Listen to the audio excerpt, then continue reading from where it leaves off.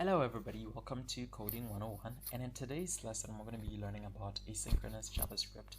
So asynchronous JavaScript I feel like is one of the most complex subjects in JavaScript. I know when I was learning JavaScript it was one of the most complex things to grab or to understand. So I'm going to try and explain it in the most simplest way that I can.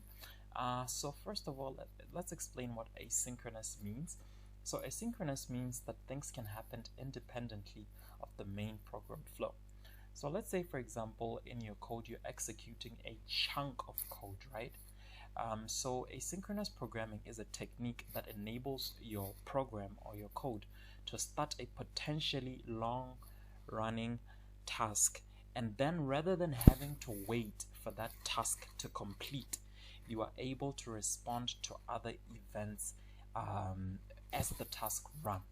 So let's say, for example, you want to retrieve data from the database. You don't know how long it takes to retrieve data from the database. So that should not be able to stop the entire code from executing. So you can just allow that code to run and take however long to run, and also allow the code that comes after it to run as well concurrently. So that's essentially what asynchronous programming is. Asynchronous programming gives code an exclusive right to continue execution while others execute at the same time as well.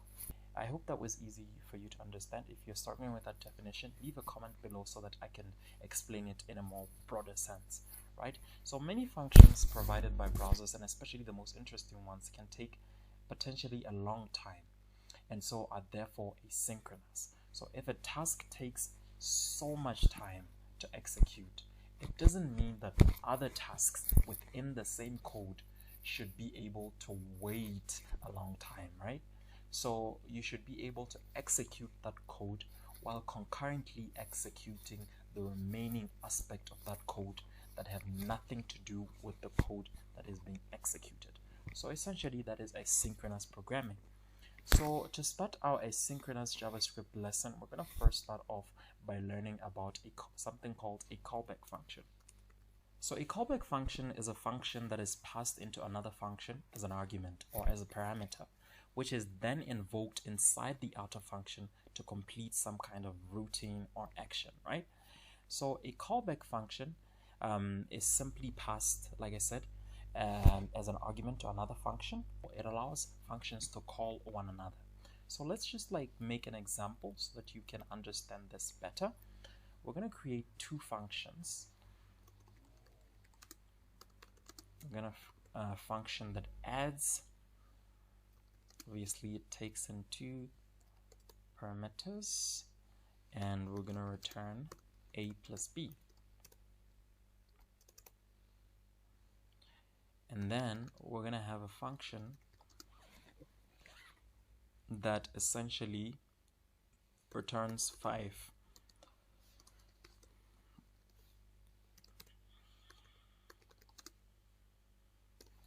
And then we're going to have a function that returns 6. Make sure that, there we go. So we're going to take both of those functions as arguments. We're going to take these two functions as arguments to this function over here, and we're going to hopefully return the sum of these two numbers over here, which is 11, right? So we're going to just say add, and then we're going to just put returns 5 over here, and then we're going to put returns 6 over here. So if you look at it from this standpoint, this is essentially 5 and this is essentially 6. So if we console log this, but first, you know what, not to complicate things, let's just put this on assign this to a variable, and then we console log the variable. And now let's run this file. And there you have it. So JavaScript has allowed us to take these two functions as parameters, as arguments. And once we've taken them in as arguments, we've been able to manipulate them or use them within the main function and return the sum of two integers. So that's essentially a callback function for you. It's passed in as an argument to another function and is called within that very function by the outer function. So that's the basic and simple explanation to what a callback function is. So now we're going to move on to the second part of asynchronous programming, which is called a promise. A promise represents the eventual completion or failure of an asynchronous operation, right? So let's say, for example, let's use the earlier example that we used of retrieving data from the database. Let's say, for example, I want to retrieve my name from a database. Now this is a whole operation over here. This is an operation. We don't know how long this operation is going to take. It might take 4 minutes to retrieve data from the database. It might take 5 minutes. It might even take 10 minutes. We don't know. But we want to use this variable over here. We want to use this data that we have over here. So what a promise does is that it waits for that data to become available. Then once the data becomes available, then it manipulates that data. So for however long it takes to retrieve that data from the database, we are able to wait, and after waiting, we are able to take that data and manipulate it to our satisfaction, right? A promise has what you call the producing code,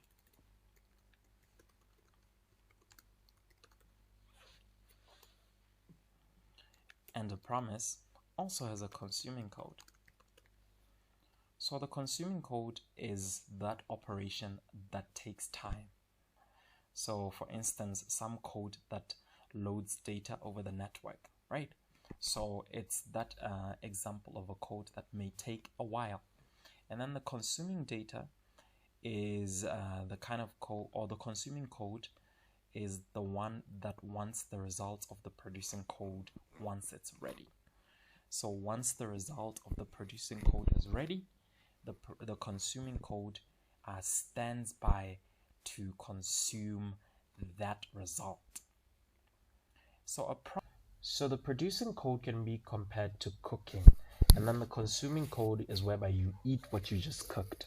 So you are producing the food, and then once you're done producing the food, you now consume the food. So I think you can look at it in that abstract manner for you to get a bit of understanding from it.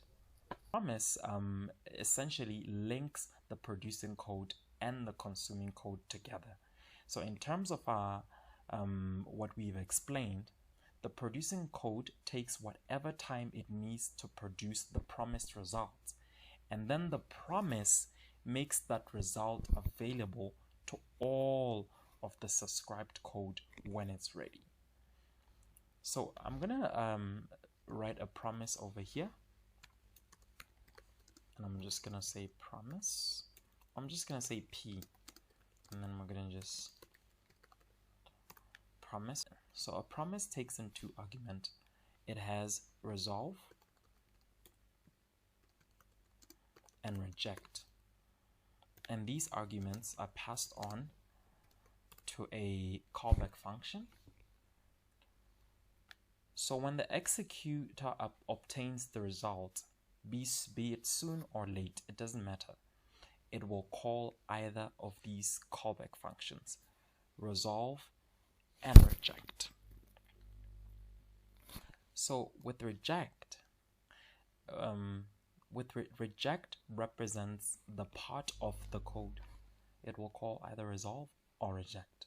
So resolve represents the part of the code is called. So resolve is called when the function has executed successfully, or when the producing code has executed successfully. But reject is then called if an error has occurred or the object itself is an error, right? So let's say, for example, we say name over here, and we say retrieve name from the database, right? Let's just create a function over here called retrieve name. Retrieve name, and we're just going to return coding 101.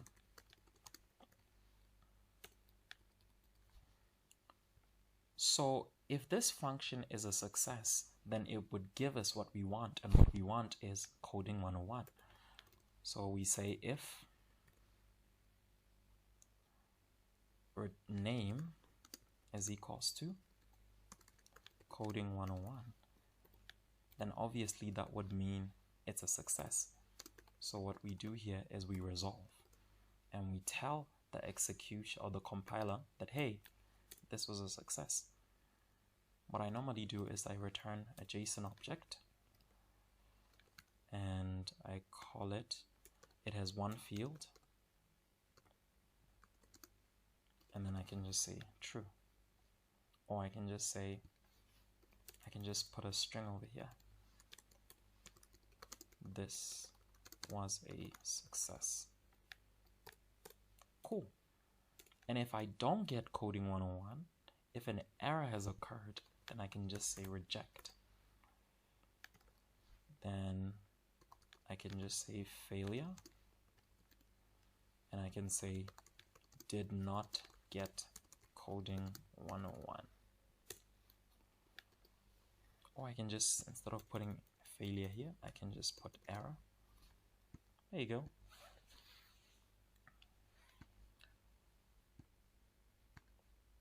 So that's promises for you. So this is the producing code. Now we're moving on to another section of promises, which is called the consuming code. Right? So let's say we've called this promise, and this is how we call the promise. But just, you know what, to make this a little bit better, let me just call this promise. We say promise. Now in order to consume the successful operation of that promise, we say then, and then we take whatever data is resolved, and we can use it however we want to use it. We can console.log the data. The data in this case is going to be the data that is passed in the resolve argument, or the resolve callback function. But if an error has occurred, then we would need to know what exactly happened. So we would say catch, and we would take in a callback function, and the callback function gives us this variable over here. And so we would console log the error, just like that. So this is the consuming part of this is the consuming code, and this over here, this is the producing code. So a promise object represents the eventual completion or failure of an asynchronous operation and its resulting value. So what that essentially means that is in your code, there's some things that might take time to execute. So for example, if we're retrieving something like a name from the database, we don't know how long that's going to take, but we really want to use this data. So what we can do is that we can wrap around this retrieval, we can wrap this retrieval process in a promise. So this is our retrieval process, and we're going to assume that this process can take however long it takes. Let's say maybe it's going to take 5 minutes, right? And so we take this function over here, we retrieve the name, and if we get the name, that we are expecting, which is coding 101, then we mark it as a success. So the promise takes in two functions as arguments, which is resolve and reject. So resolve is going to mark our promise as a success, and reject is going to mark our promise as a failure, and is going to return an error. You can choose to return whatever you want to return, but I prefer returning an error message or something that would tell me why an error has occurred. and this one would also, you can put in whatever, maybe you want to pass the name that was given, so you would essentially just write name over here, and the name would be returned. So this is what you call our producing code, and if we move down here, this is our consuming code. The consuming code makes use of the promise returns or the promise result. So if the code has run successfully, we use .then to consume the data that was passed in to the resolve argument, or the resolve callback function, sorry. And if the function did not run successfully, we come over here, we catch, and we get this variable over here. So I think this is fairly simple. It's very easy to understand. If you have any questions about this one, please do leave your comments on the comment section. So I'm gonna move on. I'm gonna string this along with what I'm gonna teach you in the next part of asynchronous programming, which is called async await. So async await is very relevant to promises. Async await is has some relationship with promises. Async makes a function to return a promise. So if you make a function and you put async, retrieve surname,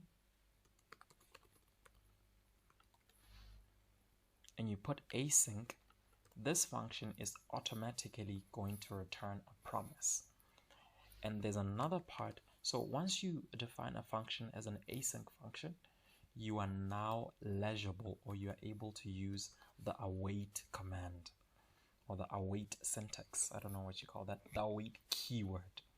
You are now able to use the await keyword. So you can just come over here and just say const surname, and you can await the retrieval process. Let me just say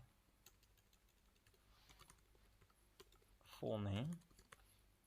We'll just create another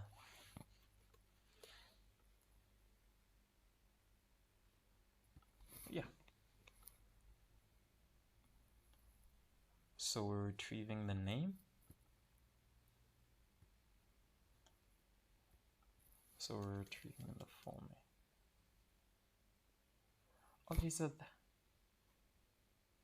we're retrieving the full name.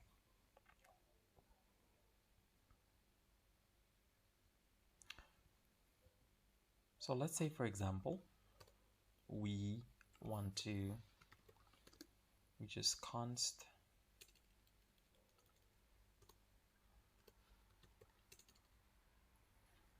So let's say, for example, we want to retrieve the full name, like it's mentioned over here. We've already built up a promise that is able to give us the name using this function over here.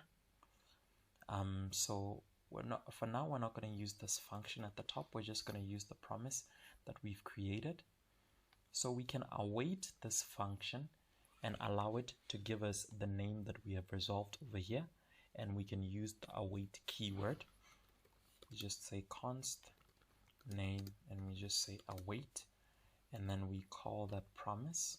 So instead of using the then function, we can await the promise and wait for it to give us the name, and we can just say console.log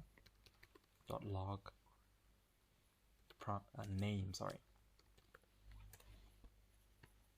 So async await is exactly how it sounds like, right? If you have a process that takes a bit of time to execute, you can just put the await keyword to indicate to the compiler that it must wait for that process to complete. And after it is completed, you can assign whatever results that you get from that process to this variable over here, and then you can manipulate it however way you want to manipulate it. So that's essentially the async wait. I'm going to make some access. I'm going to share some links for you to get a better understanding of asynchronous programming. But until then, I will see you next time on Coding 101.